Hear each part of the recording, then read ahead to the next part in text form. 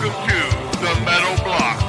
Guest interviews, top 10s, top 20s, album reviews, and more. Now here is your host, Eric.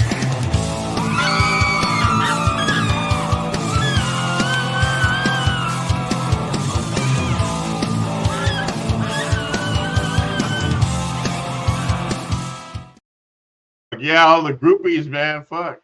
Groupies provided by Brett Michaels. I call him, hey, Brett, man, I need some groupies to scream on my intro. Yeah, dude, don't worry, man. I got you hooked up, man. We're going to do this 80s style and shit. What's up, everyone? Welcome to the Metal Block, Black Metal Top 10 of 2024. We made it to the end of the year. Hell yeah. Yeah, we did this earlier back in June. We did the top 10 so far of, the stuff that was out at that time. We'll see where our lists are at now and see if they've changed. Maybe we added some new stuff since then. Before I had Tony, my old drummer from Will-O-Wisp, but best friend, brother, and all that good stuff. And then Nico wasn't with us. He was supposed to join us last time, but now he's with us. But Tony's not with us. So, and then Nathan, you remember Nathan? He was with us on that one. And then Nathan Neal up there in New York. He goes by his name No Fun Nathan online. I always wonder why you call yourself No Fun Nathan when that's all you do is have fun going to shows. Because I'm the strict timekeeper when we go to festivals and stuff. Okay, I make sure that we get there for the start of the bands we want to see at the right time. Yeah, known for the death march, was what they call when I make everyone walk across the area to get to the festival at the right time. Make them all stand in line, stay in line. Right. Yeah, it's been a cool year for new releases. I mean, especially just when it came to overall just rock and metal. Like for me anyway, it's like I think I got about 50 releases. There was like 2024 kind of reminds me of 1984, which was one of my favorite years of metal because there was so many good stuff that came out in 1984, and I feel like 40 years later here we are, and it was like this was a good year for metal. I believe that a lot of good stuff came out, and especially in the black metal world, it's some good stuff. Nathan, did you see some shows this year? And if so, like, what was your favorite? What shows stood out for you the most? Well, yeah, I went to a number of festivals and also some smaller shows. I think from the festivals, it was my first time going to Hell's Heroes. That was a great fest in Houston. Yeah, saw Rotting Christ, Candlemass. Damn. Hellstar was great. Kushmar is a great Quebecois band that played there. It's like kind of epic doom stuff. I really like them. I went to a festival in Berlin, Germany, called War Against War. I got to see Cannon Fiber and Antrisk. They played their Expedition album in its entirety. That was great. Snow Machine in this little kind of venue in East Germany or East Berlin, and that was a lot of fun. Lots of great bands at that as well. We always go to Messe de Morts every year. That's up in Montreal. Okay. Yep. So I've been doing that for. So I missed the first one, and I've been there every year since then. But this one was a good one as well. So what are the crowds like over when you like see a show in Germany compared to like watching one here in either in Canada or even in the United States? Is it like way big differences? It depends. It depends on. So I really like the smaller fests, but better than like the giant like Bakken or Partisan or anything like that. Those are just a little bit too much for me. Yeah. So War Against War was a really small fest. It was only 2 days. It was indoors. It was more like what I'm used to as far as just like smaller venue. I will say that German crowds, I would argue, are more respectful of personal space than American shows. There's no like mosh, not really any moshing or anything like that. Everyone just goes and watches the band. They bang their heads and go for another beer. I would think it'd be the other way. I think it'd be the other way around. Like they would be the way more crazier ones in the U.S. But when you see shows like I haven't seen any shows in person in like South America or any of those Brazil, but like those crowds when you watch them, they're just like they go crazy for their music. Yeah, I think the South American shows I've seen can get a little crazy, but I feel like European is very much not part of that kind of culture, which is kind of nice for me as I'm getting older, and yeah. When you don't want to have fun, right? Like no fun, Nathan. Don't like to mosh, like that. That's for young people. Yes, exactly. They can bounce back a lot better than I used to be able to. That's cool though, but you get to see a whole lot of shows, man. That's really cool, man. So how many shows do you think you go to a year? Or what's the most you've gone to? Oh God, I don't count. I mean, I probably go to at least one a month. I'd go to more if there was a better scene here in the Albany area. Albany is not a great town for shows, but I have the benefit of being able to drive to New York City or Montreal or Boston. They're all about 3 hours away. So if it's on the weekend and I can get the time off, I'll go to any show pretty much. Okay, yeah. So you're probably doing like 10 to 20 shows a year, probably, or even more. Yeah, and I certainly prioritize the festivals as well. And it seems like the festivals in the U.S. have gotten better. I would say it used to be like there was Maryland Death Fest, and that was about it. And then we had more in Canada. Now adding Hell's Heroes and Fire in the Mountains. Those have been improved, made it a little bit easier without having to go to Europe every time. Although I try to go to Europe at least once a year for a festival. Yeah. That's cool. Yeah. That's cool. What about you, Nico? Mr. Darkness, My Desire, black metal band from Canada. What did you see this year? Didn't do too many shows this year. Busy working and busy in the studio, but I did see Rotting Christ when they were touring Wada. That was a phenomenal show. They have a solid album this year. So I saw 200 Stab Wounds with Dying Fetus. That was a solid show, mostly because I've never seen 200 Stab Wounds or even heard of them until that show. Is that band that's like where they're really heavy, right? They're like kind of like a metalcore, but heavier, like or like a death. They're almost like, well, they're like that new wave of like old school death metal. Okay, yeah. Like them and like Frozen Soul, that kind of style stuff. Yeah. But yeah, they're solid. They were really great on like live. They pick up the record and they sound almost identical live, which was pretty cool. Are we using backing tracks? Just kidding. No backing tracks. All right, no lip syncing, no backing tracks. No lip syncing, no backing tracks. That's when you know shit's gonna go to hell. It's like if death metal bands started using that for live, that's when you know shit's going to hell. I mean, if you don't have the members, then I understand. Yeah. Otherwise, if you have a full band, you shouldn't be using backing tracks. Pretty much. But yeah, I didn't go to too many shows this year. I'm just really busy in life, so. Was it what's kind of draw does Rotting Christ do? Like these, I know they've been around. You say they've been around since the '90s, and like I just recently got into them like a year ago, so I don't know a whole lot about their history. But like, what kind of draw are they doing these days? Like are they playing like big places? Or are they like theaters or clubs? When we saw them, it was like a smaller club here that fit probably about 600-700 people. Okay. When I saw them like almost 20 years ago, it was like in a little basement club, which was kind of crazy, like 30 people. So kind of, I think worldwide they have a huge audience, but here in Calgary, our scene's not the greatest, so we kind of just take what we can get in the venues that we have. Like we have like a Saddle Dome, but you're not, unless you're Iron Maiden, you're not playing there. Yeah, right. Yeah, so it's kind of cool to see them in a little more club scene. Then you get to meet the band members and actually have conversations with people, which is kind of nice. So. Yeah. Where's Rotting Christ from? Are they from Greece? Yeah. Oh, the Greek. One of the originators of Hellenic black metal, right? Okay. Yeah. Okay. Yeah. Actually, I think my shirt says that on the back. It does. Oh yeah. Nice. So they're the OGs of Hellenic black metal. Is that what it is? Yeah. Okay. Yeah, there's so many different genres, and like nowadays, I mean, it's like fuck, man. I just wanted to be black metal, but then like suicidal black metal. There's a standing on your head black metal, slice your wrist black metal, stub your toe black metal. Yeah. I got a treat for you on my list. So a different. Yeah.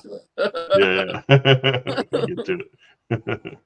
Yeah, I haven't. Me personally, I haven't seen any black metal or death metal shows other than like probably the closest would be like beginning of the year. I saw Amon Amarth with Cannibal Corpse and the Motor Center, and it was my first time seeing both of those bands really, but I just mostly wanted to see Cannibal Corpse, but we got there a little bit late. Only saw the last couple of songs, but it was pretty cool. I mean, they had, the Moda Center holds about 8,000 to 10,000 people.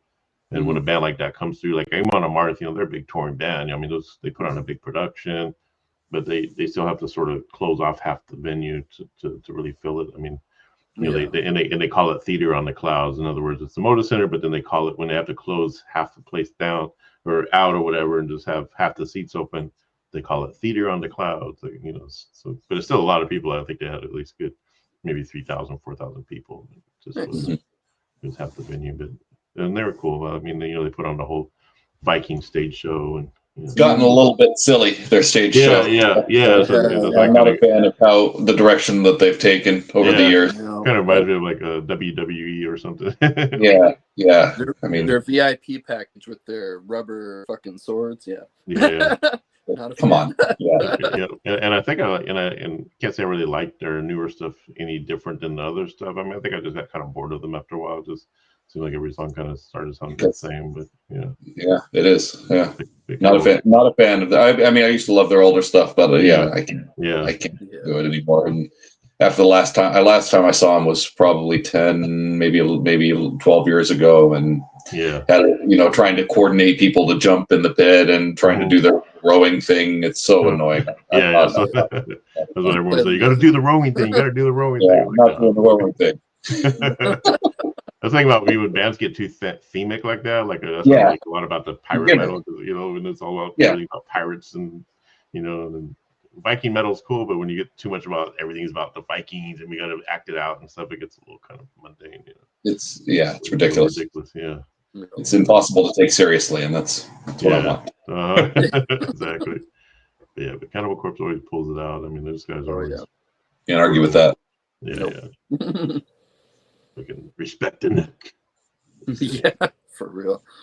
Which, I mean, when they put out their last album last year, Cannibal Corpse did, and it's like I didn't even know about it until like the very last minute when I did my list. I was like, holy shit, like this is like they just dropped it out of nowhere, Yeah, they really did this year, yeah. I just haven't even listened to it all the way through. I mean, we've heard little bits here and there, but all right, guys. So we're gonna start with our 10. From 10 down to 1. Your least favorite, but your favorite, but least favorite. Maybe not the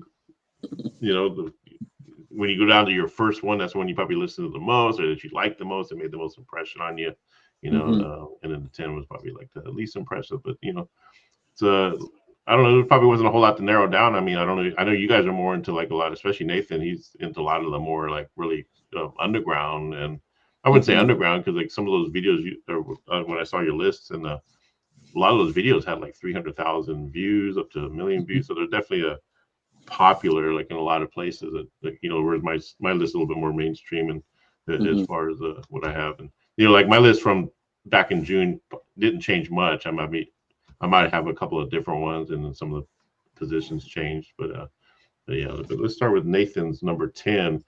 What do you got for number 10? All right, this one I don't have the vinyl to share, but this one is a new discovery for me. It's Adorior. Okay. So I guess they've been around for a long time. Since '94, I think, is when they formed. After I did my research, this is their third album. I just discovered them based on a recommendation I just found online, and the album's called "Bleed on My Teeth." Okay. And it's I want to say it's kind of like Black and Death, but it's very thrashy too. It almost has you can hear some kind of Slayer influences on it. I would say it's violent, like violent riffs, violent lyrics. It's a good I put it on my workout mix. It's What are they called again? What's the name of like Pharaoh or Adorior? Adorio. Okay, yeah. Adorior, Adorior. And where are they from? They're UK. UK. Okay, yeah. Yeah. Adoria. Like I said, I know I'm going to have trouble pronouncing all these names. I'm going to butcher them all. Butcher them black metal names. Yeah. Oh, it's going to get worse as I get into other languages. I'm going to learn a whole new language for that. Yeah, you speak Greek, you speak Italian, you speak French. But yeah, I think that's like if you want to like get something just really, really like violent, thrashy, black, evil band, that's the way to go. That sounds like right on my. I'm gonna check that out when we get done here. Oh yeah. What about you, Ghul? Ooh. My number 10 was a band from the UK called Anti-Inferno. And the album is called Death Soliloquy. Yeah. Okay. I said that right. I've known about this band for just a little while because I follow a group on Facebook called Order of the Black Arts. Oh, yeah, okay. And quite a few of the members in that group have their own bands, and this is one of them. It's like, I don't know, it's almost like suicidal black metal, ambient black metal. Really focuses on like mental illness and like obsession with death and that kind of stuff. Longer songs, like 10-14 minute songs, that kind of stuff. Oh yeah. That was released in November, so that's kind of why I put it at 10, because I haven't really had about a month to sit with it. So yeah, but it stood out for me. I don't know. Are they active as far as playing out in a lot of places, or are they are they just kind of like a one-man band? They're just two guys that are doing it right now. Okay. I don't know if they're playing shows. I have no clue. I just happened across the album. I didn't even know they were putting out new music this year. Yeah. And happened to cross it, and I'm like, oh, new Anti-Inferno, awesome. So yeah, solid album, I think. What are they called? Anti-Inferno or Anti-Inferno? Anti-Inferno, yeah. Nice. Where are they from? Like what country? They're from the UK, yeah. Okay, oh yeah, the UK, cool. From the black UK, black metal. It's called black metal. Black metal. All right, my number 10 is probably not really black metal, but these guys kind of more in the death, I guess you'd say. Nile. Yeah, and I never really was into them a long time. I know Tony was always into these guys, and I was like, they sound too freaking like, I don't know. I just couldn't really get into like their sound at the time, but you got it. I got it too. So, that album cover just really drew me to it. I was like, okay, I got to check it out. And as I'm listening to it, I'm like, I'm really digging it. I'm like the stories that they're telling, like I guess everything's about. So good, yeah. I guess everything's about the Nile, the Egyptian Nile. Yeah. But very intricate. I guess you could say they're like kind of real intricate of death metal. Like tech death, almost. Yeah. The drumming on that album is insane. What was that, Nathan? I said they're really solid to see live. I've seen them play many times, and I always go out to see them, even though I'm not much of a tech death person in general. But they're always fun to see, and I like the theme, the aesthetic. Yeah. That's how I am too. But when it comes to like, if it's too technical, it kind of turns me off, and like if it's like too much like math metal or whatever. It's like, I wouldn't put them in that category. That's a little too far, but yeah. But they're definitely a good solid band. Good stuff. Yeah, I like that album cover though, man. Fuck. Yeah, I wonder if that's AI or if it's an actual. It's hard to tell nowadays if they're using AI. I don't think it is. Which I don't mind. Like some people. I saw some guy on Facebook was talking about Pestilence new album. I guess they're making a little bit of news about them using AI, and it's like, they could afford a real artist, but the art they use is really good. I don't mind artwork for album covers or advertising being AI, especially as long as the person's upfront about it. Plus, if the band's on the budget, that might be the best route for them. I'm kind of against it because the AI is all generating it from other people's art. It's taking information from other people's art and creating something that's similar to it, right? And so it is. You could make an argument that it's kind of theft of their artist work. I don't know if that may be going too far, but I also think it's kind of cheating. Yeah. And that's what like a lot of the comic book artists are saying, like, because it's taking like a lot of their art and and stuff like that. But but I always think like, we're never going to get rid of AI. It's probably here to stay. It's just a matter of like, to me, it's like, as long as I don't want it in music. I want to make sure that bands aren't using that shit in music. I hate when I come across a YouTube band. I'm like, well, they sound pretty cool. And you read the description, created by AI. And I'm like, oh, fucking motherfucker, you know. As long as they're upfront about it, but I'm not going to enjoy it. I'm not going to like it or listen to it, you know. But, we might be getting a little bit too far into my my work life instead of my music life. But I would say that I think that the use of AI and how it's commercialized makes a big difference. It's not like AI is one thing. It can be applied to any kind of algorithm or use case, and we use it for more like data processing and data handling, where it's extremely useful for machine learning and things like that. You know, it's an easy out for artistic things like this too, which is, I think, unfortunate. And the more people accept it, the more it's going to get out of hand with that kind of stuff, right? More people that don't care, like, oh, I don't care about it. Yeah, it looks cool. Whatever, it sounds cool. It's like, more people use it. What about you, Nathan? Number 9. Number 9. I do have this one on vinyl. This is an album that I'm going to butcher the name of because it's from the Faroe Islands. It's Hamfert. That is the name of the band. I think the album's name is, now it gets really bad, Men Guds Hun Sterk. Okay. We'll see. But so yeah, this is the third album from this band. I am really into like funeral doom and like really like slow doomy stuff. And I wouldn't call this funeral doom, but it's got those elements of it, of like really slow doomy riffs, and then it'll get faster paced and it'll do more kind of death doom style, and they'll switch between, you know, slow growl vocals and lots of like clean and almost operatic vocals. I really like, and I think it's unique. It's dark, but it's also like storytelling and based around where they're from in the Faroe Islands, and lots of like seafaring, and it's a concept album focused on some like folk tales from the Faroe Islands, which is Are they a full band, or a 2-piece, 3-piece, or one guy? I believe they're a full band. I don't really know, if I'm being honest. But I believe so. I know so like a lot of like one-man black metal bands, or even two-man, when they play live, they'll end up getting like a full band. Or they'll get session. Cool. Like Hell Ripper did that shit, or not Hell Ripper, but who was that one? Hell Butcher? No, Hell Ripper. Yeah. There's that one guy playing Hell's Heroes this year. Oh yeah, okay. Yeah, they're playing this year. Nice. Yep. Nice. Where's Hell's Heroes being held this year? They're going to be in Texas. In Houston. It's always in Houston. It's always in Houston. Oh, nice. Yeah.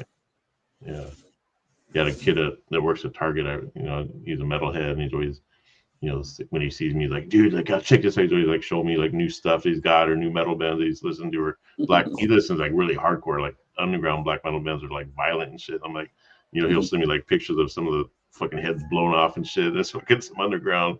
I can't even think of the names, but he went to the Hell's Heroes. And I go, yeah, my friend Allison and Nathan was there too. And, he had big old bleach blonde curly hair, big dude and shit. I thought about doing it. So next time I might do that. I was going to do it last time. I just couldn't get it together time wise. But I'd like to do like a sort of review on that. If you and Allison go again, maybe I'll have you guys on. We'll do like show some clips. Yeah, we might skip Hell's Heroes this year just because of timing. We're going to do Ragnarok Fest in Germany in April. Yeah, and then we're gonna do Maryland Death Fest for sure. We already bought tickets for that, and Ragnarok, so we'll do those two. Okay. We're toying with Fire in the Mountains in Montana in July. Nice. Because you guys can like maybe film a few songs or whatever, and like have you guys come on and review the festival, whatever festival you go to. I like to focus on that. That'd be cool. Yeah, for sure. Get some festival action going. Since I can't go, I can never go to these dang festivals. I can't leave the house. What about you, Nico or Ghul? Number 9. Another album that came out towards the end of the year, 1349. Oh, okay, 1349. The Wolf. The Wolf and the King. The King. It's a good one, yeah. I don't have much to say about it. It's 1349. Norwegian black metal. They're fast. They got Frost on drums. I think they put out a solid album this year. Better than the one that they previously did. I felt like this one was more kind of akin to their earlier days. Yeah. just solid right from the beginning to the end, just pummeled right through it. And always Frost on drums is just like, that guy's great. Yeah, I've been jamming that record a lot, like the past couple of weeks. Yeah, I don't know, it's one I come back to. It didn't make it higher on my list only because of when it came out, so I haven't really had the chance to listen to it as much. But I always appreciate 1349 and the intensity that they bring. It's a band I've followed since their very beginning. I saw them on their first tour with Celtic Frost, so like they've always had like a nostalgic thing for me. I get the Corpse Pain, all that good stuff, right? Yeah. Yeah. So, you know, if you're into obviously Norwegian black metal, that style, the true cult. 1349's get it. On that note, here's a clip from 1349. Nice.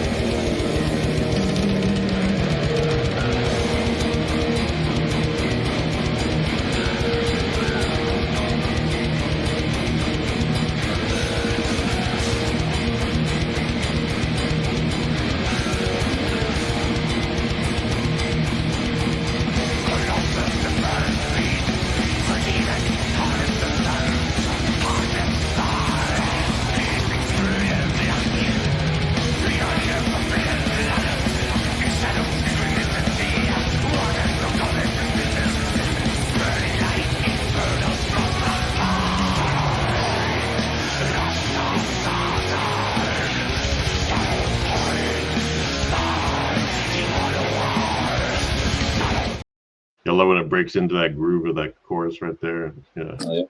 And the video is like really cool the way they shot it. Like all looks like something you just film on your own, like you know, with a little flashlight and a cheap camera out in your backyard. It's like you Corpse Paint on it. Yeah. The singer looks like he'd rip your head off and shit, man. Kind of looks like Danny Filth a little bit, but like with blonde hair, like old Danny Filth. You know, maybe it's the makeup. My number 9. Yeah, my number 9 is a band called Wolfheart. Oh yeah. Discovered these guys earlier in the year, and that's like, you know, I like the album cover drew me to it.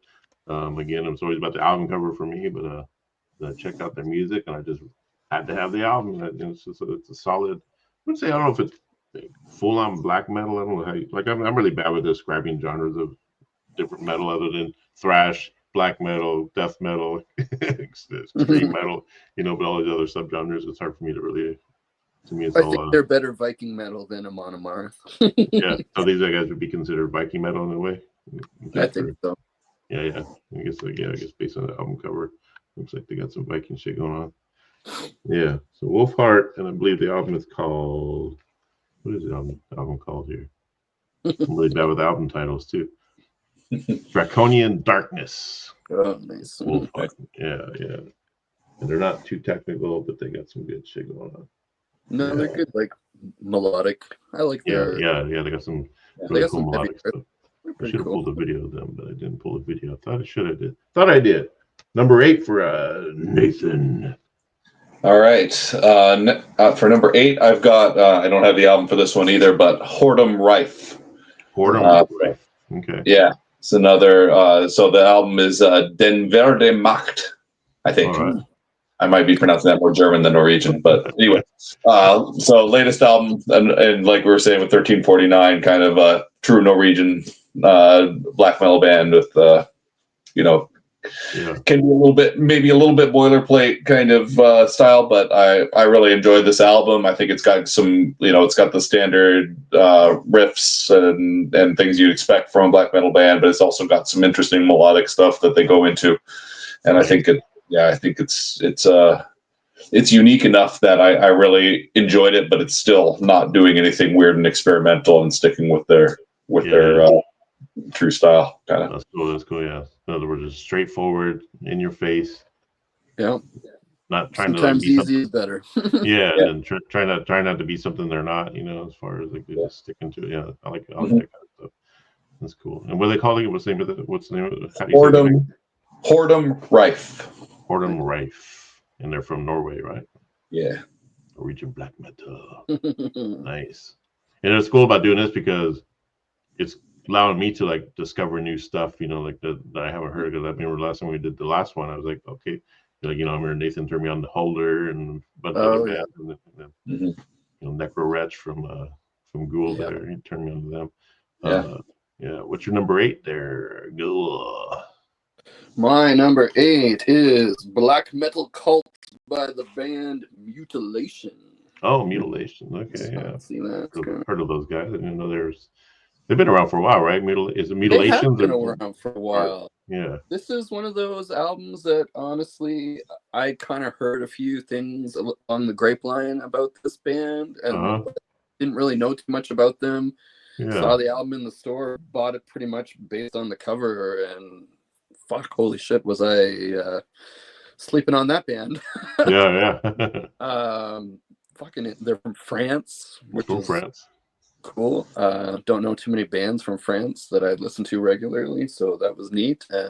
Yeah. Kind of like they're described as like depressive suicide black metal, but like I found that the album is really intense. Like, okay, you know, the DSBM sounds usually more like atmospheric, and for a lot of bands, these guys were just solid right out the gates. I mean, it says Black Metal Cult on, that's the album title. Yeah. Black Metal Cult for real. Yeah, I was very happy with that album. I think that album might have been on my list back in June because this came out in March. So okay, yeah, it would have made that. It would have definitely made that list. Yeah, I've been listening to it all year. It's just fucking solid.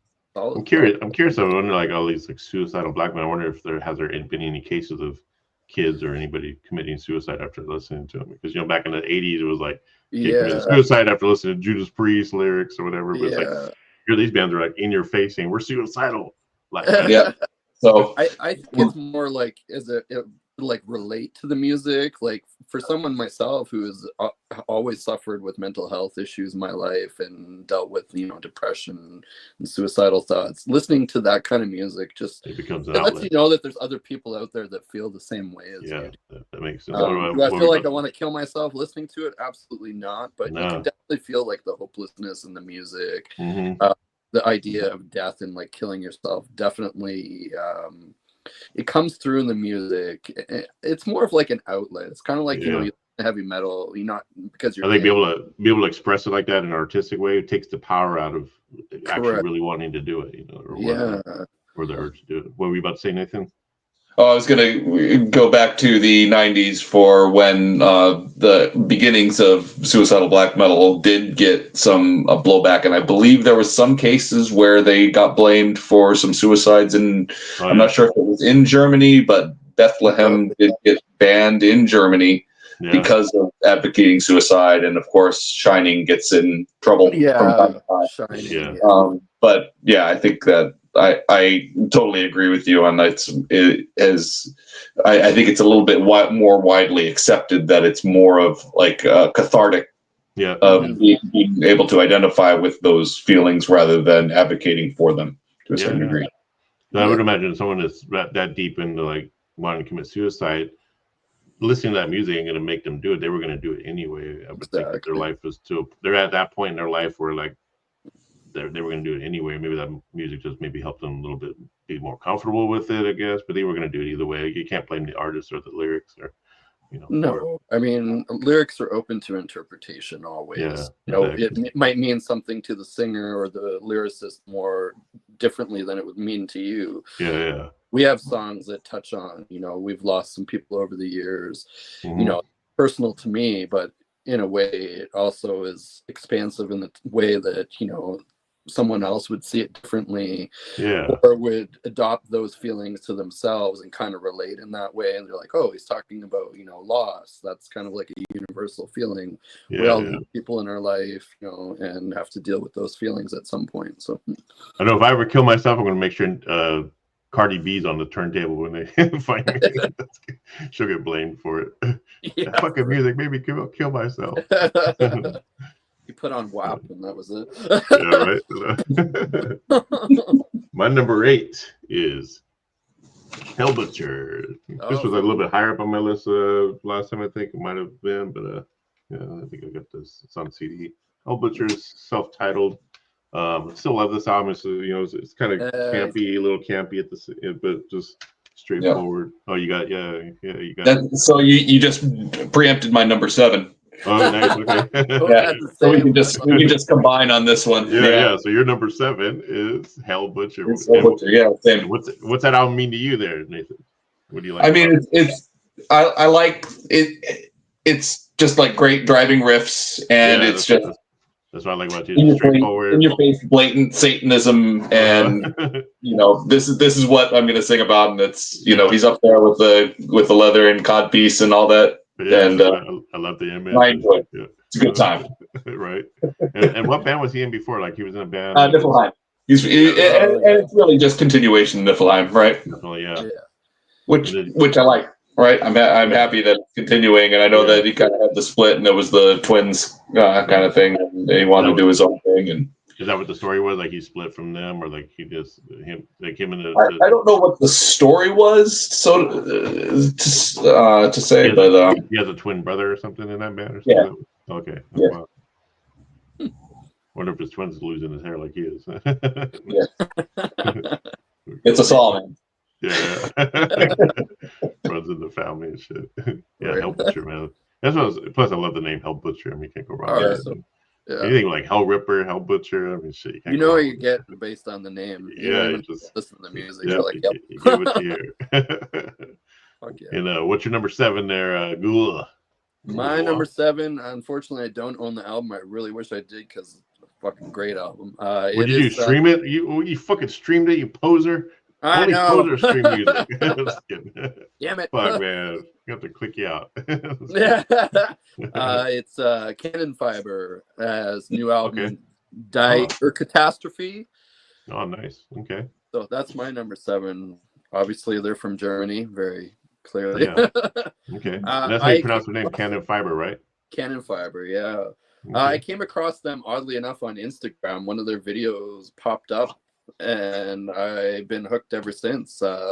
World War I theme. They all cover their faces. The singer has like a skeleton mask. It was fucking cool. Oh, okay, guys. But yeah, it's mostly focused on like stage show. Oh fuck yeah! Well, even like I was reading up on them. The uniforms that they wear on stage, because they wear World War I era uniforms. Okay. They are actually World War I era uniforms, so they're like that heavy cotton. Like I'm like, they must be. They got the suspenders and all that. Yeah, everything. But fuck, man, are they ever heavy? Like for a black metal band, they have like that melodic bit, but the guitars and the bass on that is so fucking just like. And where they from again? That's based on their name. It sounds Germany or not? They're Germany. Yeah, German. Yeah.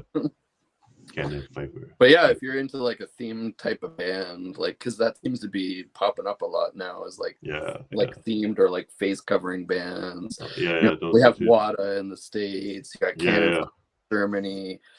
Even like bands like Sleep Token are starting to adopt bases. What was the other one? Imperial Triumph or So we're like the gold looking. The gold man.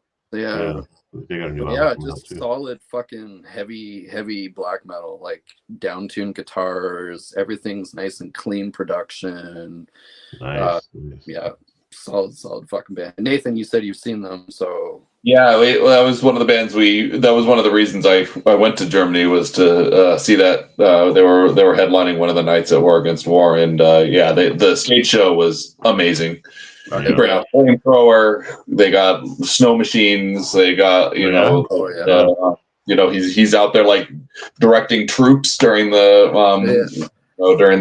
songs, and Oh wow, we have to check that out. We got some live foot. I did pull a clip from them because here we go.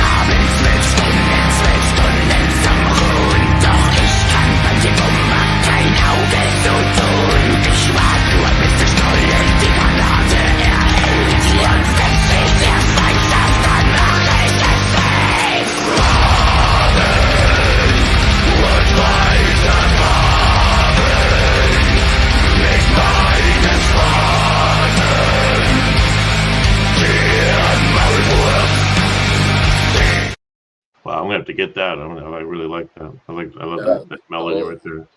And just like the history behind what they do too. Like I always enjoy a band that kind of involves history in there. Yeah. And he's almost got the way he phrases his singing and stuff is almost like Danny Filth a little bit, like that's kind of yeah, almost sounds like him a little bit, but I really like that. Yeah, I'm gonna have to get that album. Shit. Yeah, for sure. Yeah. Me too. Me too. Yeah. My number 7 is. These guys were on my list back in June. Necro Witch. Ghul turned me on to these guys, or Necro Wretch. I always want to say Necro Witch, but they're Necro Wretch, right? Yeah. Yeah. Swords of Deatha. Another album. I love the album cover. Really makes me dig into the music more. Pretty much the only reason I even got that album was for the cover. Yeah, it's just such a cool graphic. I mean, is it AI? I wonder if it's AI. Definitely some kind of digital madness going on there, which is cool. Yeah, that's my number 7. I would play clip. I played that back in June. Nathan, number 6, I believe. Now we're 666. Ooh. Spectral Wound. Songs of Blood and Mire. Oh, nice. So this is another Quebec band. Oh, I've really been a fan of theirs, and it's another one that I first discovered when I saw them at Messe de Morts in Montreal. And nice. Yeah. And I think I would argue that maybe this one of the last 3 albums is maybe not quite as strong as Diabolic Thirst or Infernal Decadence, but it's still a solid album, and it's great to listen to. I like the way they set up their riffs, and he's got really good vocals. The way that it moves the song along. Okay. Yeah. What's the full name of the band again? Spectral Wound. Spectral Wound. Okay. Yeah. Have to look out for those guys. Where are they from again? They're Quebecois. Which is Quebec, is it right? Yeah. Yeah. Which is French, right? Basically. Yeah. Which is Voivod. I don't know Quebec. I only know Voivod of Quebec. When I think of Quebec, I think of I have to say that I think as far as like North American metal scenes, the Quebecois Metal Noir is by far the best of any. And I really like that I'm close driving distance, and I go up there for shows a lot. Yeah. It's it makes me miss living that way. Yes. If I get your now I'm on the other side of the country 1,000 times. What about you, Ghul? You're number 6. My number 6. Unfortunately, I don't own the album. You don't own anything, damn it. I know. You got to shop Kmart more, man. You got to get to Kmart and get they those. Don't pay me enough to own them. It was Mork Civ. Oh, yeah. Nice. Yeah. Solid. Another just straight Norwegian black metal band. Nothing crazy. He's a one-man band guy. Raw black metal. Doesn't do nothing wrong. Doesn't reinvent the wheel. I noticed like when he's one man that does everything on the records, right? But then like does he? Yeah, he has a band when he does. He always has a full band on the pictures of his albums. It seems like, and then he has a full band in the videos, and definitely, yeah. I mean, he tours, like he plays show stuff. He's I think signed to something to do with Dark Throne, Fenrez. Okay. I know Fenrez has had a lot to do with his last couple of albums. Yeah. So because they were my number 1 in 2020, or I think it was 2022 when that last album came out, or maybe it might have been 2023 when their last album. Yeah. Oh yeah. So they put out an album a year, it seems like. I feel like he puts out a lot of albums. There was one year where I think he put more than one album out in the year. Yeah. I was like, holy shit. Uh-huh. But not reinventing the wheel, just doing what he does. And Got a cool look. You guys are reminding me of albums that maybe I should have had on my list, and this is one of them. Yeah, I felt there was a lot of good albums this year, and like I had to pick 10 that I liked.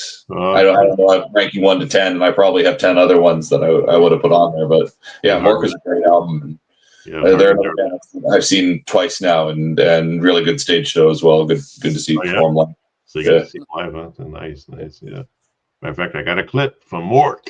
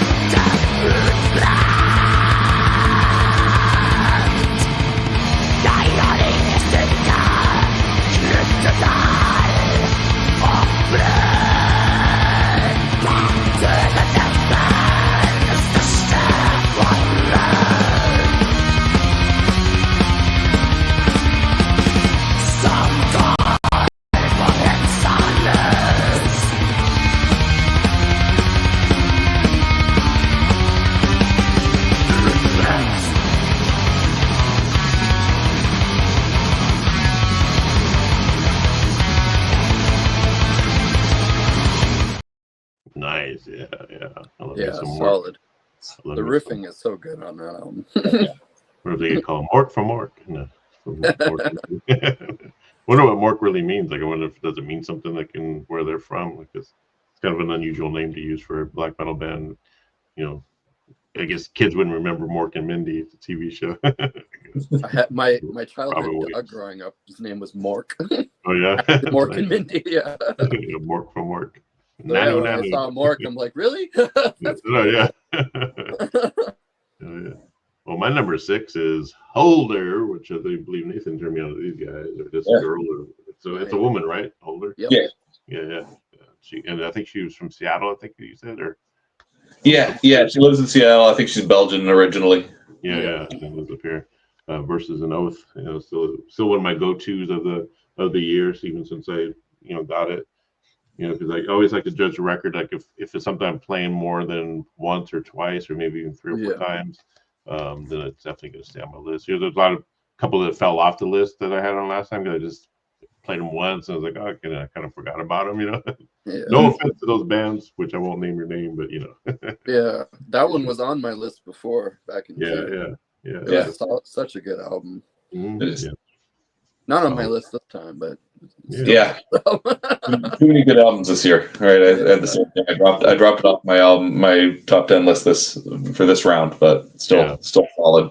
So good album. No offense, Holder, that you fell off the list, but you're still good. You're still on my number 6 at least. So. Nice. Yeah. And what's your number 5 there, Nathan? Number 5, I have Seth.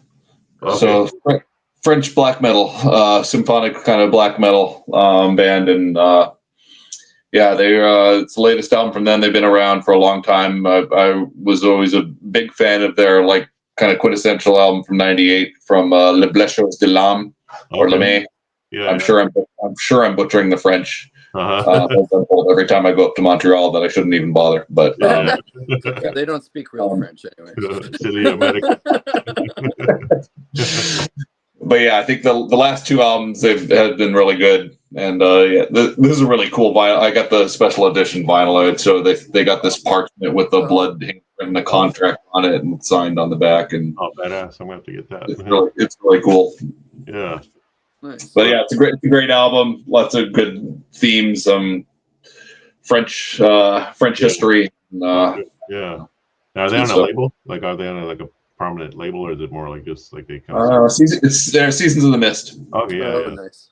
Yeah, it's a good label, man. There's you can't go wrong with Seasons of the Mist. I mean, a lot of good bands. As a matter of fact, I got some live footage of Seth that you told me to pull, and I got it right here.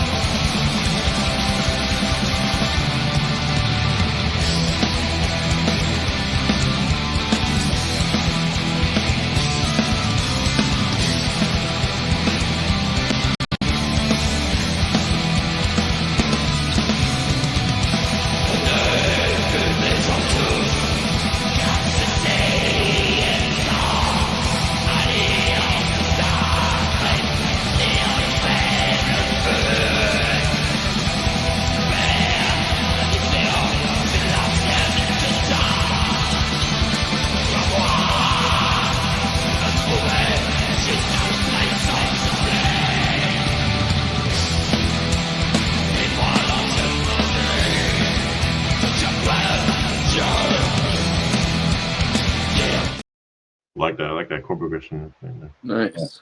Reminds me of Old Man's Child, actually. Yeah, so and I heard Old Man's Child got back together or something. Yeah, he left Dimmu Borgir to go do Old Man's Child again. So. Oh yeah. Very, very possibly going to see them in July. Okay, cool. So I'm sure we'll get a new record from them eventually, I would imagine. Probably. Been a long time since I listened to them guys. Yeah, for real. Yeah. Old Man's Child. Yeah, that was your number. Was that your 5, Nathan? Yeah. 5. What's number 5, Ghul? We're on 5. All right.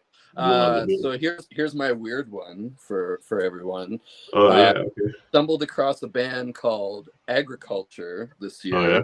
Okay. They put out an EP and it only has 4 songs, and really it's only 2 songs because the other 2 weird spoken word. But they're from LA, and it's described as ecstatic black metal, if we're doing the whole genre thing. Yeah. And if we all know what the word ecstatic means, it's like you're happy. Overwhelming of happiness, right? Yeah. So you're like, black metal and happiness. Yeah. How does that work? Best band I can compare it to is like a Death Heaven kind of band. Okay. It's that weird sort of black metal aesthetic, but doesn't quite fit in the genre. Yeah. Has the screaming, the tremolo picking, but if you listen to the song "Living Is Easy," which is what the EP is called, you can totally understand where they're coming from, like the weird, like major chord progression. Yeah, it's everything. I always thought about that, like doing black metal with major chords just to see what it would sound like. You know? Yeah, Agriculture. That's what it sounds like. Like doing like the typical. Yeah, that one just took me by a storm this year. I've listened to that like it's only really 2 songs on it, but I've listened to it so much this year, and I'm just like, this is cool. I like it. It's different. Sometimes you need positive stuff in your life, and we're gonna play "Satan Eat Your Guts Out" in the key of C major. Yeah, pretty much. Yeah. So yeah, Agriculture. They're a band. I think they're gonna get a lot bigger in the next coming years. Yeah. Just keep an eye out for them. I did pull a clip so we can get a chance to hear. Yeah, but I did pull a clip, and we'll see what these guys sound like, and we'll see what it sounds like to be happy and listen to black metal instead of suicidal. Yeah.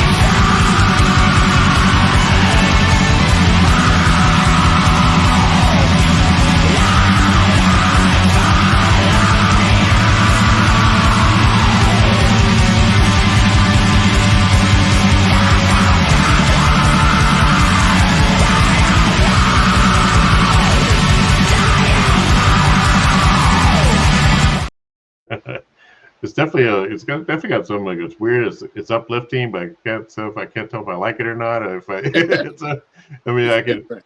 I can hear too if you were to slow that down. I mean, it would sound like one of those really good kind of commercial sounding songs or whatever, like from an alternative band, like one of those like right. Yeah, they all seem like they don't belong in the band that they're in. Like, the bass player just kind of like it's like no big deal, but he's like really fun at the same time. Just vibing. Yeah. They seem like the kind of people you'd want to like go on tour with. They just fun the whole time, right? Hang out with, and they're called Agriculture, which is an unusual name as well. Yep. So that's my number 5. What do you think about that, Nathan? Is that fun enough for you? It's not for me, if I'm being honest. It's not my style. Yeah, I mean that whole thing with you mentioned Death Heaven, liturgy, all that stuff is not. Yeah. Doesn't grab me. I would be curious to see what the rest to each their own, but not for me. Yeah, I think I would be curious to see what the rest of the record sounds like. I might go on YouTube and just see what other songs they have. But I remember I checked it out while I was curious. I saw them play on a show in New York, and I was curious because it is a unique name. And yes. They're young too. They look like they could be 18, 19-year-old kids or whatever. They look kind of young. They do look young, yeah. We'll Were they from LA? They're from LA. They're from LA. Yeah, they look like they're like art students or something. Doing something artsy and and different. You know, like, so you got to give them that. It's different. Too much fun for me. Yeah, too much fun for you. Yeah, it's definitely different. It's uplifting and weird at the same time. Yeah, I don't know how I feel about it. I feel violated in a good way. Yeah. My number 5 is Witch Vomit. Oh, nice. Yeah. I really love this record. Tony turned me on to these guys. Oh, nice. Yeah. And low tuning. I love the drop down tuning. Funeral Sanctum. Is it Sanctum? Am I saying it right? Sanctum. Yeah. Sanctum. You know, just traditional black metal, but they got kind of like a low tuning sound, almost like I would say almost like death metal in a way. Except for I remember when I first heard it, I didn't really care for the vocal mix. I felt like the vocals were mixed too low, but been jamming it lately and it sounds okay, but I don't know. Maybe it was my ears at the time, but love the artwork and So that was another band. Really, really good live. I was able to see one of the few times that a good band comes to Albany. I was able to see that. Really, really small venue. There's the main venue in Albany is Empire Live, and that's like a larger club upstairs. And they got the tiny basement, and they put these guys in the tiny basement. Oh, I say, wow, okay. Yeah, but it's a good show. And do they wear corpse paint and stuff or no? I can't. No. I was thinking they did, but yeah. No, they don't put on any big stage show or anything like that. No. It's all about the riffs. All about the riffs. Yeah. They're definitely good at that shit. And your number 4, Nathan. Number 4. Oh, I don't have this one on vinyl, unfortunately, because shipping from France is very expensive. Ghul. So again, listen to me butcher the French language. Ciel cendre et miserie noire. Okay. So this is a debut album, another French band. This is black metal with maritime themes, so it's kind of got that historical background to it, and got really, really melodic kind of riffs and really good atmosphere. And it's a. And they're called Ghul, right? Ghul, like is over there. Yeah, Houle. Oh yeah. Oh, okay. Yeah, and they're one of the main reasons that we're going to Germany this year. Is they're on that fest that I'm going to go to. Looking forward to seeing. Nice. And maybe I can actually pick up the vinyl while I'm over there too. Hell yeah, you got to get that. You got to support the band. Right. Yeah, man. Here we go.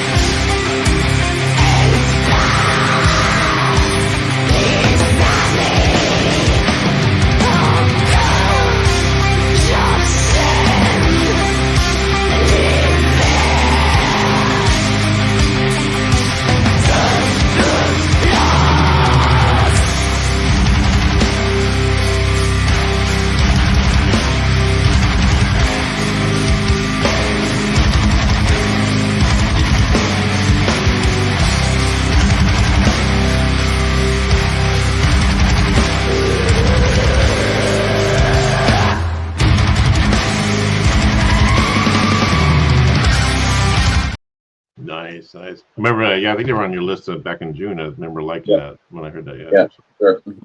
One of my newer discovery bands that are really keep coming up on my playlist. Yeah. Are they on Season of the Mist or anything? Or are they on, I'm not sure. Yeah. Good question. I don't think so. Yeah, so I'll have to get their album too, damn it. You got to buy these bands' albums because us buying their albums is the difference between they're either going to eat ramen for the night or they're going to maybe be able to treat themselves at McDonald's for the right. I don't think they make a lot of money, these bands. Yeah. Unless they're playing those festivals. I wonder what like a typical payment for a festival if they play like Wacken or whatever. I wonder what they if they have to pay to play it, or do they get paid? Like I would imagine the bigger bands, more popular bands, get paid a pretty decent fee to be able to play those. And then there's that buy-in. I forgot there's a name for it, where you can actually buy a spot on the festival, and and the money you spend on it, you pretty much you make it back just by playing in front of all those people. Especially if you have merchandise, Yeah, for real. If you kick ass on stage, and you got a nice big batch of shirts and CDs and albums, and you impress a lot of those people. They're going to be buying that merchandise and shit. Right. It's good exposure. Probably like $3,000 or $1,500 to play a show like that, or probably more. My number 5, around 5, right? Or was Yeah, that's right, number 5. No, wait. Wait. No. Yeah, 4. Four. Yeah, round 4, and it's Ghul's turn. Yeah. I'm like skipping ahead there, buddy. Which one was my 5? So my 4 is Fossat. Oh no, wait, it's Nico's. Yeah. Anyway, so mine is Fossat, but you. Yeah. Now what's yours? Cool. My number 4 is, we can see that, Departure Chandelier. Yeah. Another Quebecois band. That's a band I got into too, like a while back when you told me about them. And they're like Napoleonic black metal, I guess, is what they call it. And I thought I ordered their album. I don't have it. I guess why I ordered it back then. Maybe. Yeah. Well, if it's coming from Canada, it might have got delayed. Yeah, there's something. But yeah, solid fucking album. Nothing crazy. It's just that whole, as Nathan said, that whole Quebecois scene is just, they're putting out albums that are like unfucking believable. That like in the last couple of years, that scene has just absolutely exploded. Every band that comes from there is just fucking top notch, and this is no exception. Another like rawish kind of black metal sound, that thin guitar production, but all the riffs are solid, the vocals are solid, just hits you straight from the beginning to end. And again, another band that like takes history into its lyrical content. And so it's quick. I'm bad with geography, but is Quebec a city, or is it like the actual province of Canada? Quebec is the province, so most of the bands probably come from around like Montreal area. I see. Okay. Yeah, the main. The capital is Quebec City, which they also call Quebec. Yeah. Okay. The province is Quebec. Yeah. Okay. Huh. Those are our French people. Quebec City is a really cool place to see a show. Also, it's absolutely. Because Quebec City is like the older part of like the province, so a lot of like historical buildings and stuff are there. Definitely a lot more cooler like underground shows there. Especially when it's really cool the way that the city's set up with like the lower part that's close to the St. Lawrence River, and then you go like up a steep hill up to the newer part, and there's the old fortress up there, and really cool city. I'd like to go back there. It's a 5-hour drive for me, which is borderline. But I imagine they probably got like legendary clubs that like a lot of the bands play, like the I have the Whiskey and the Roxy is like LA, and then you got CBGB's in New York, but I imagine they would have some Montreal has a few like metal clubs that are kind of still around from they closed Catacombs, which sucks. That was they had that like pillar of bones in the middle of but I think a lot more shows now they're doing, like especially like the black metal festival stuff that they're doing, they're putting them in like old like cathedrals and stuff, which is kind of cool. Theater Paradox is an old church, and that there's some footage from Seth playing there doing like most bands they'll have like the church back covered up with like a backdrop and stuff, but like Seth would open it up, and so it's still got the like church organs, and it looks like an altar and stuff like that, and they were doing their kind of blood rituals and stuff. It was really cool like ambiance for it, and also like it's set up like for a church for like music, so the acoustics are great. Nice. Absolutely. Cool. So like for me, I grew up in Ontario, which is right next to Quebec.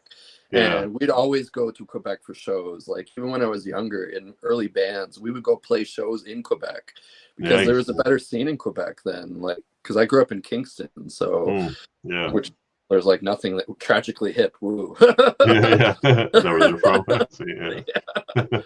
So yeah, Oh.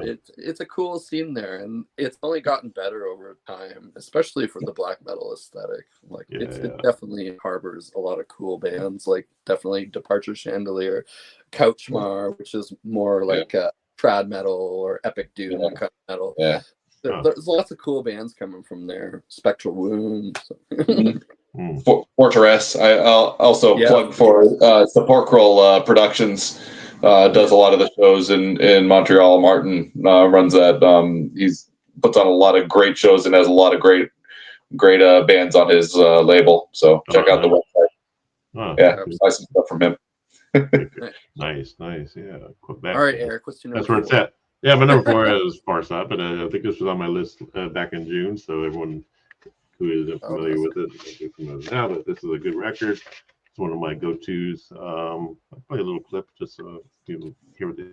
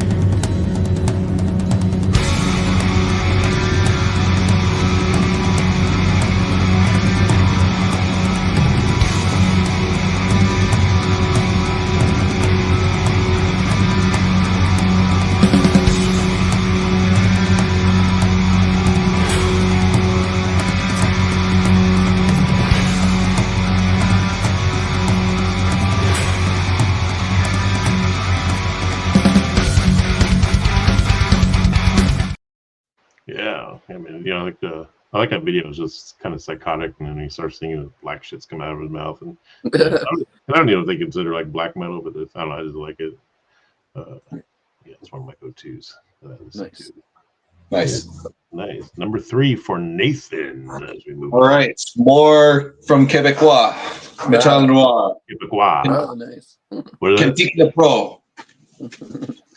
So this is their third album from them, from Cantique Le Pro. Les Bénissements. So I think this is one of my favorites from Quebec also. They put their tagline on there as a tale of self-initiation, a rejection of society, and a glorification of nature. Oh, nice. I think comes through in the music, and I feel like especially this band, like the riffs are cold, like you're walking through the snow in Quebec in the winter, alone alone and isolated. Yeah, that's the kind of feeling that it provokes, and I like it. That's what's cool when you get a music that can actually, make you feel that way, and make you kind of almost visualize like being in a certain place. That's when you know like music's that good and that powerful when they can do that. That's a special gift right there for a songwriter. Yeah, definitely. Take somebody on a journey, as opposed to just like, oh, it's in one ear, not the other. Right. I want to go somewhere with that shit. And what's the name of that band again? Like, if you want to butcher that one more time. Cantique Le Pro. Cantique Le Pro.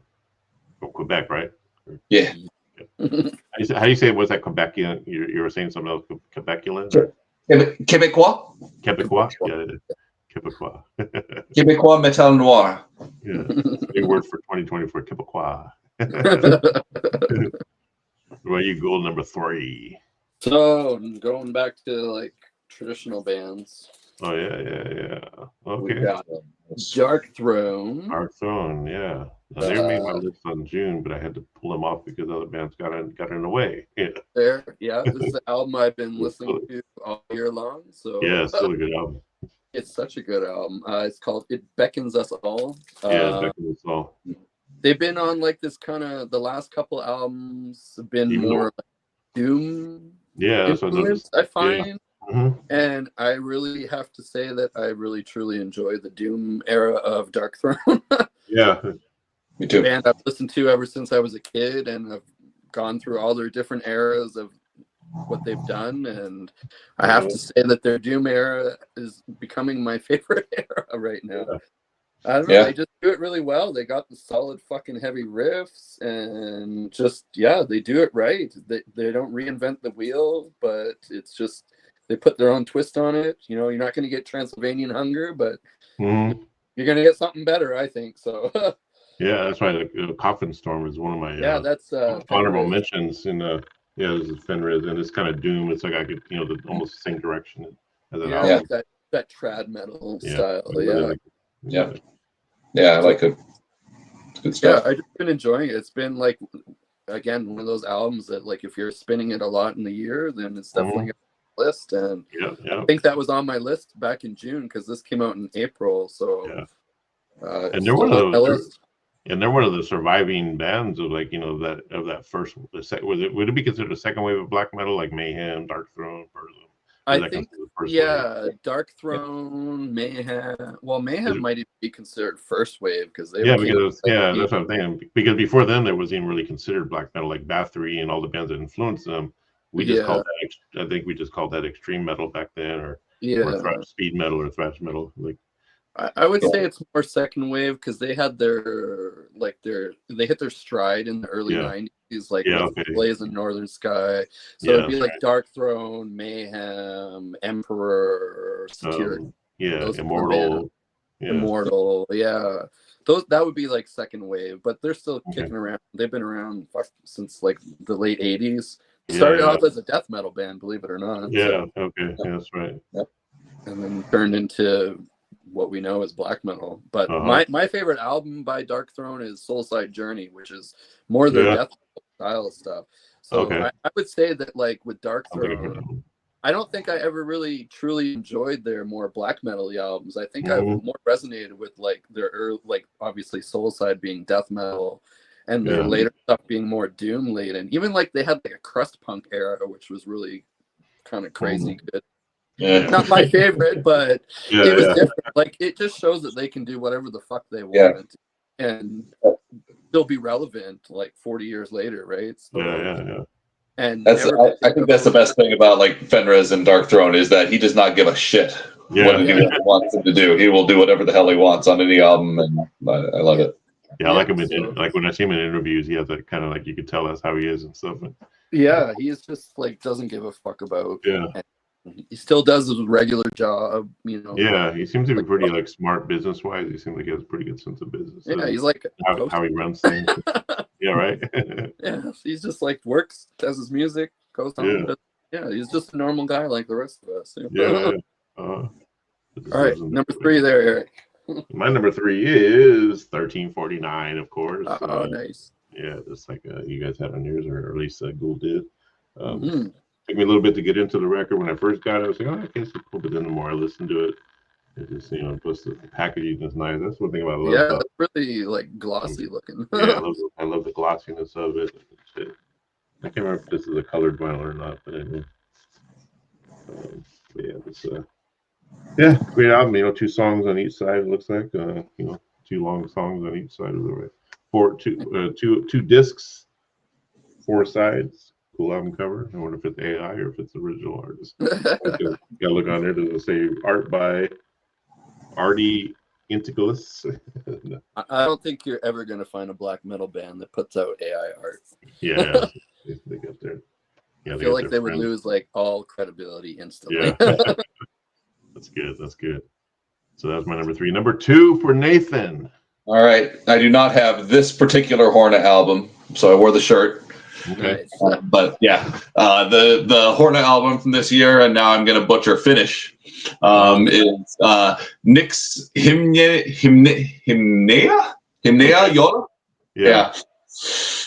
But anyway, Hornet is one of my favorite black metal bands. I love the Finnish scene as well. I think if I'm gonna choose between Quebecois and Finnish is real close to that, and of course Norwegian from the 90s more so. But I think current current scenes, Finland and Quebec are kind of neck and neck for my favorites. Okay. As far as that. Now, Horna, what I love about Horna is just I'll say it again, like the way that the riffs, like driving riffs, right? Melodic driving riffs, and then this like the black metal disgust coming through in his vocals behind it. Yeah. So it's a great album. I thought I pulled a clip of them, but I guess it didn't. It's like Hymni, right? Hymni or Hymnia Yola? Yeah. Yeah. Would it be this one right here? Let me see. That's them? That's it. All right.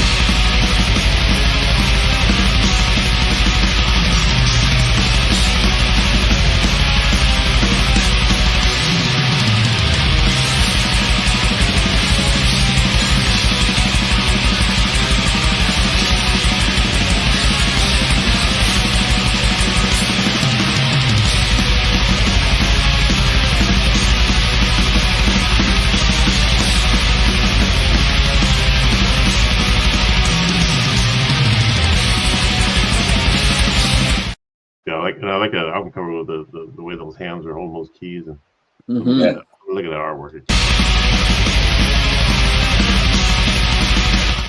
That's badass. I'm gonna have to get that. Yeah. How did you say their name again? Horna. All right. I'm very horny tonight. What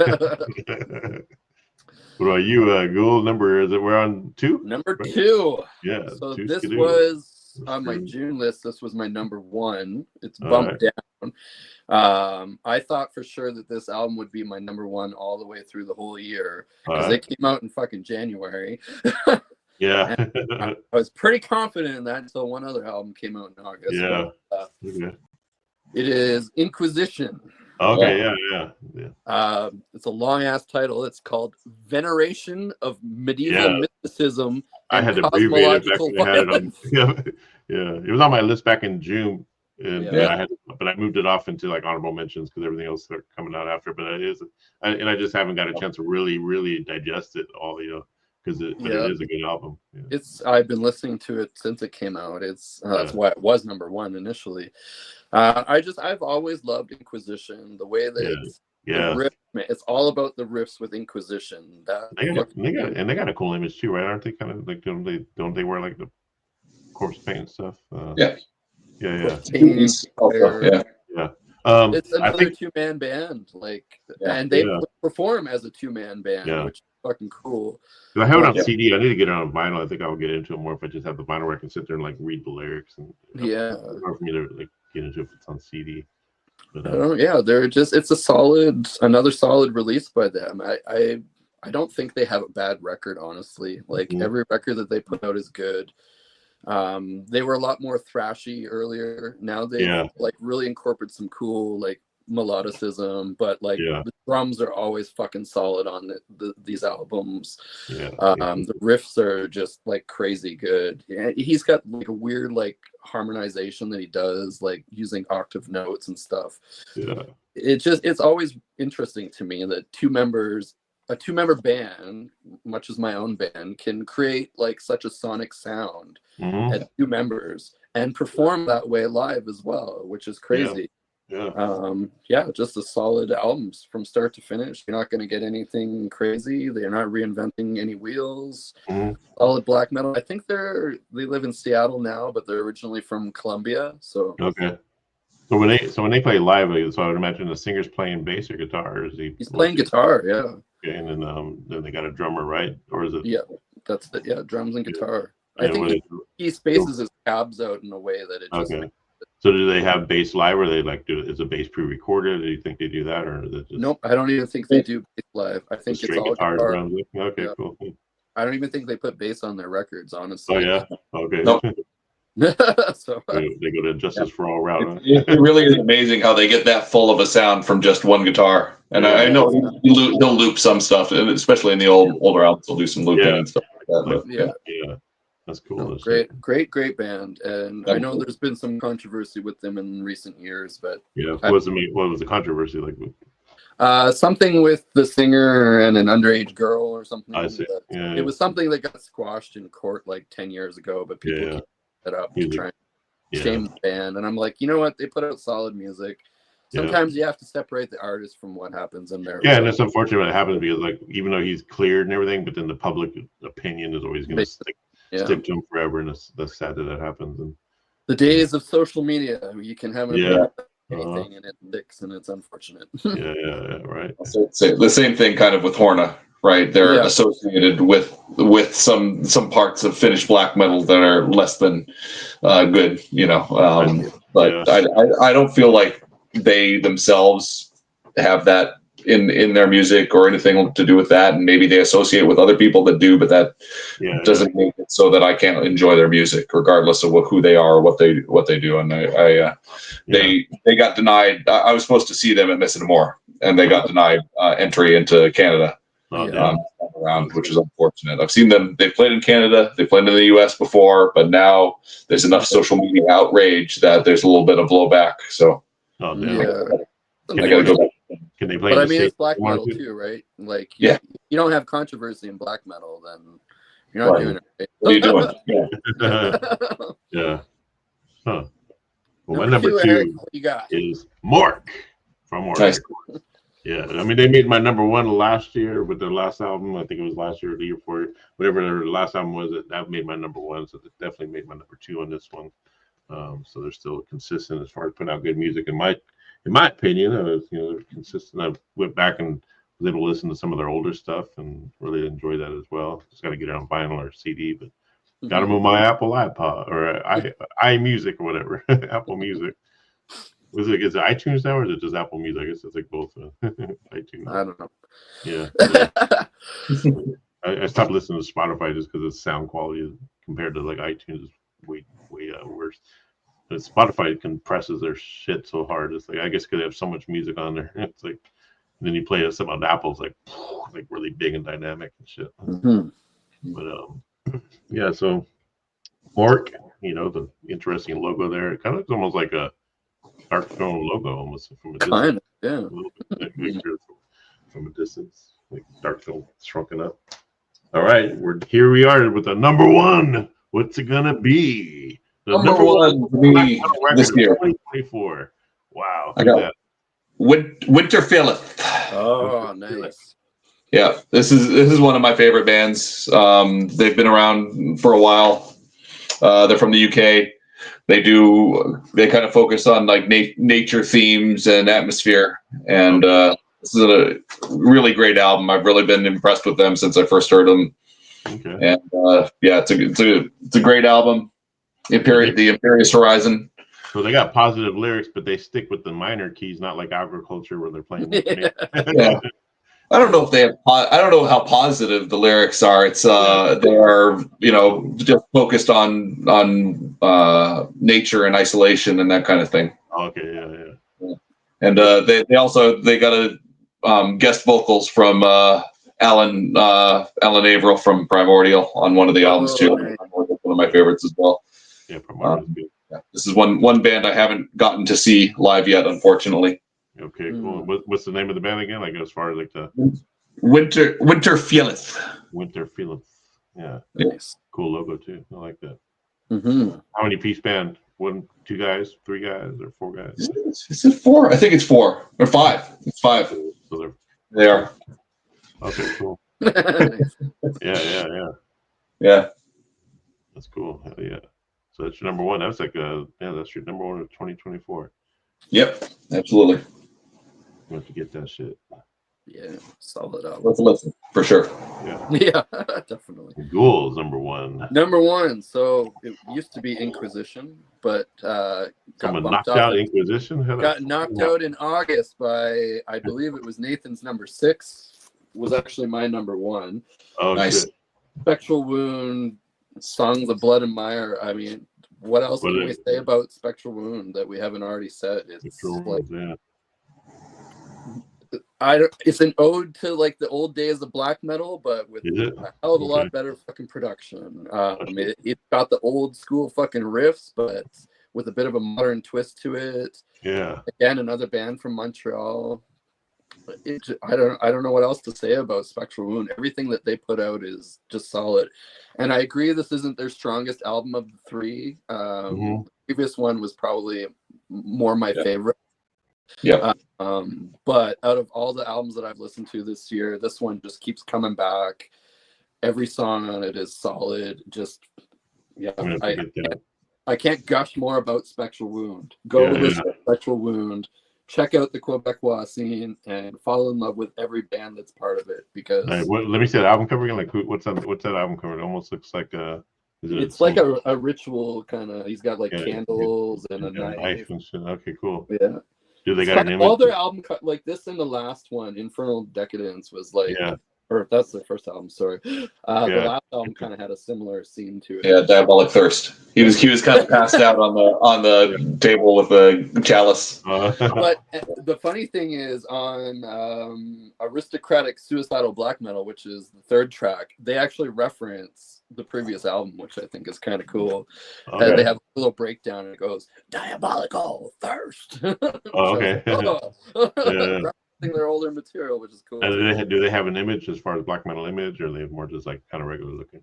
I don't know. I've never seen them live. So. I don't recall them wearing corpse paint. I can't remember. It's always very, very dark on the stage show, so you can't really see their faces all that well. It comes out with wearing a leather jacket and that kind of thing, and that's cool. They just do their thing, Yeah, but they really put on a good show, though. I mean, like really solid, really good like projection and like solid musicianship. I mean, exactly. And another band that obviously he hires musicians to play live because I think it's just the one guy that does most of their music, but or at least in the previous albums. This one, I think there's a couple other musicians on it now, but nice. That's my number one.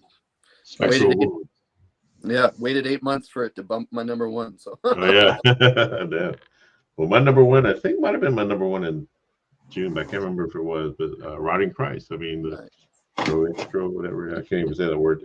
Christo or Risto or Risto. Pro Christo. Pro Christo. Crystal meth. Crystal meth. I love the way the album feels. It almost feels kind of like a old book or something. But I just love the way he narrates it, kind of like before each song, and it's like this. It's one of those albums that just put on almost every. I wouldn't say every day, but at least once a week. I put it on, and I think it's even making my list of just regular metal of 2024. And it's not gonna be number one on there, but it's definitely up there pretty high. It's just definitely this album got me into them to where I went back and bought some of their older albums. But really digging it because I like the singer. What's his name again? Because he had a solo thing. Solus Tokus. Yeah, he did that where it's like a kind of a red cover with his face or whatever. I really like that, and I didn't know he was the guy in Rotting Christ at the time when I discovered that. And I put two and two together. I was like, oh, okay, it's the same guy. It's like nice. Same band, but really good. I wouldn't mind seeing them live if they come to Portland. Hopefully, if their name doesn't cause them to be banned or whatever, we can't have a band like that. I mean, Portland bans a lot of shit because, especially black metal. I think who was it that got banned recently? It was Marduk, I think, was going to play here, and then they got protesters and shit. I saw them play 3 nights in Messamore because everyone else got shut down from Finland band. But it was great to see Marduk play 3 different sets. They played Panzer Division, Marduk, and one of them. I guess they got accused of being like white supremacists or something, or because of I think one of the band members got accused of it. Yeah. I mean, that's they definitely get associated because of the imagery with the Panzer Division referencing. And it seems like if you're like from any of those countries, then you're probably going to be branded as a white nationalist of some sort, just because like Vikings and stuff. I don't know. It's just people national pride. National white pride, all that shit. People with their britches in a bunch over nothing. What are you looking forward to 2025 there, Nathan, as far as any music coming out that you're looking forward to? Bands Yeah, I don't know what's coming out. I can barely keep track of what has already come out this year. Yeah. But yeah, like I said, I'm looking forward to a bunch of festivals. Yeah. I had too many festivals that I wanted to go to. I couldn't make that work. Going to all these different shows, but yeah, so you're gonna double up. That's cool. Yeah, definitely want to get with you and Allison on that and do a show on festivals. Yeah, for sure. The top festivals of the world. Yeah, I mean, I have some thoughts on that for sure, and I one of these days I want to go back to the one in Austria. Mm-hmm. But yeah, be cool if you guys can interview some crazy fans or whatever, just get some like feedback from somebody. Yeah. What about you, Ghul? What are you looking forward to 2025? 2025. I have no clue what's coming out in 2025. Yeah. I would love to see a new Watain album. Would be cool. Yeah, I think we might see that actually. I'm thinking that might come out. I know Mayhem is recording, which will be cool to see a new Mayhem record. I'm going to see Mayhem in April, which will be cool. Mm-hmm. As far as me personally, like in Darkness My Desire Land. You got your band coming out, some stuff. Yeah, we'll be recording an EP called Pure Hatred. Nice. Then we'll be recording our third full-length album called Anthems of Blasphemy. And we're changing things up because this time I'm actually going to be playing guitar a little bit on these albums, which will be nice. Cool. Change up because traditionally I've just done vocals. Yeah. But I figure, might as well help out my partner. Yeah. We'll have to have you on for the promote it when you release a single or whatever, and then.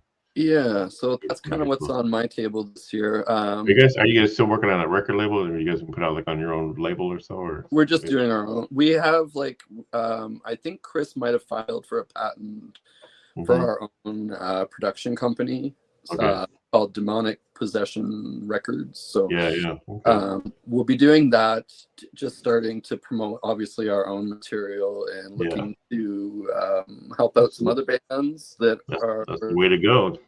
Yeah, I mean, it's better to just do it yourself.